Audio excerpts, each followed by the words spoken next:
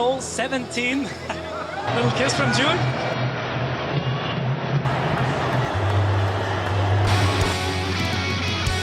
A 22. Rating. Come. Why is Erling so lovable? I think, Haaland. Imagine meeting one of your best friends as a teenager, then watching both of you become global superstars. One becomes the face of Real Madrid, the other becomes one of the most feared strikers on the planet. And years later, you find yourself standing opposite each other at a World Cup. Jude Bellingham, Erling Haaland, enemies for 90 minutes, friends before the whistle, and somehow, even in the middle of a World Cup battle, they still couldn't stop messing around, because their story isn't really about two superstars. It's about two ridiculously talented young players who grew together at Borussia Dortmund and one friendship that helped shape both of them. Next goal 17. Little kiss from Jude. How good was he tonight? Yeah, he's amazing. So, he's 8. Before the Champions League, before the millions of fans, Jude Bellingham was just a kid from Birmingham. He entered Birmingham City's academy at 7, and incredibly, he wasn't even obsessed with football at first.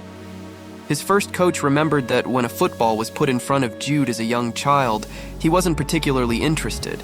But once the competitive side of him appeared, everything changed. Bellingham has described himself as extremely competitive from childhood. Even games with friends could become serious battles, and that mentality eventually took him to Birmingham's first team. At just 16 years and 38 days old, he became the youngest player to appear for the club. One season later, he was leaving England, not for a comfortable move, for Germany, Borussia Dortmund. A huge gamble for a teenager. And that's where the story gets interesting, because Jude wasn't walking into Dortmund alone. He was walking into a dressing room containing another young phenomenon, Erling Haaland. Little kiss from Jude. How good was he tonight?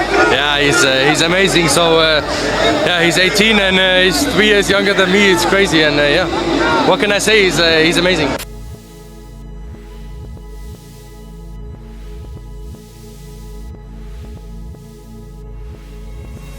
Haaland was different. Physically, he looked like a machine. On the pitch, he played with frightening aggression, and somehow, off the pitch, he could be one of the funniest players in the room.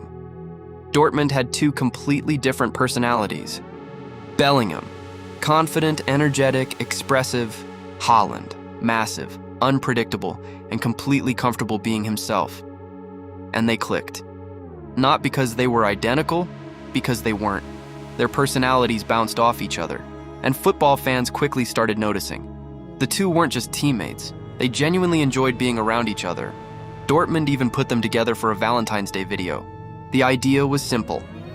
Give each other ridiculous pickup lines. The result? Basically two young footballers trying desperately not to cringe. And that video became a perfect snapshot of their relationship. They were world-class footballers, but they were still kids. He's been outstanding, so he's a fantastic player. I don't care who he's playing against, what stage it is, just goes out there and does his thing. He's not scared of being himself, and that's something I really admire about him. His Dortmund record is crazy. His Champions League record is crazy. I don't really know how he continues to reach those levels. Well, we're going to talk about your rating. Talk to me. Happy? Not bad, yeah? What I want to say is that Lewandowski is 91 and Mbappe is 91. But the friendship wasn't the only thing special. There was football chemistry too. Bellingham could carry the ball through midfield.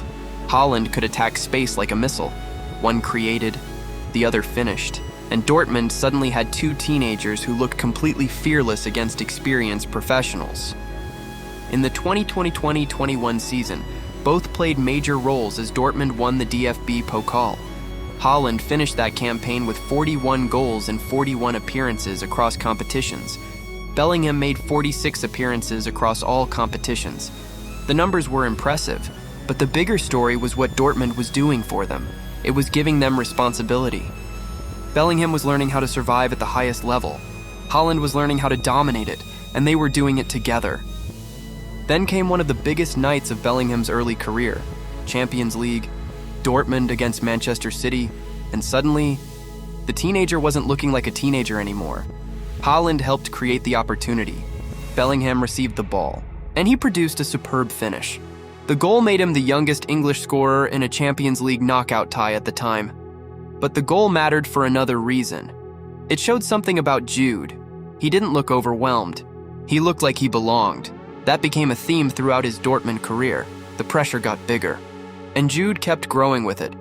He even captained Dortmund at just 19. And when asked about leadership, his answer revealed something important. He didn't believe you needed an armband to be a leader. You had to lead through your performance. That mindset explains a lot about his rise.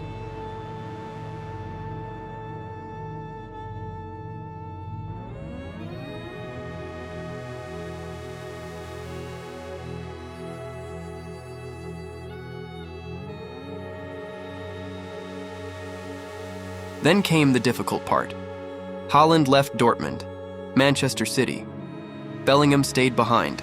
And suddenly, the partnership was gone. But the friendship wasn't.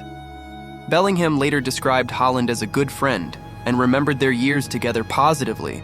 Haaland kept following Jude's career too. And then Jude eventually left Dortmund himself, Real Madrid, the biggest stage in club football, and once again, he didn't arrive as a finished product. He arrived as a young player expected to carry enormous expectations. But something had changed. The kid from Birmingham was no longer trying to prove that he belonged. He was beginning to believe that he could dominate.